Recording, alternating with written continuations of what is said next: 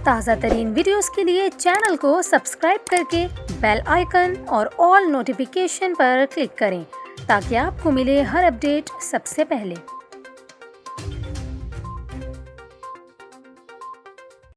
और अभी आपको खबर दें, कराची में नज़ला ज़ुकाम और खांसी से यौमिया 8 से 10 बुजुर्ग शहरी इंतकाल करने लगे हैं। वाइस चांसलर जिना सिंध मेडिकल यूनिवर्सिटी अमजद सिराज ने मीडिया से गुफ्तगू करते हुए कहा कि इस वक्त बुजुर्ग शहरी कोरोना से कम और फ्लू से ज़्यादा इंतकाल कर रहे हैं।